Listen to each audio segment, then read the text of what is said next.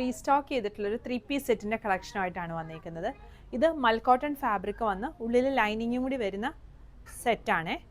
Bottom വരുന്നത് cotton ആണ്. ഇതിൻ്റെ ക്ലോസ് വ്യൂ ഞാൻ കാണിക്കാം. ഇതാ ഇങ്ങനെ വരും. ഇതാണ് ബോട്ടം വന്നിരിക്കുന്നത്. ഫ്രണ്ടിലും ബാക്കിലും എലാസ്റ്റിക് വന്നിരിക്കുന്ന ബോട്ടമാണ്.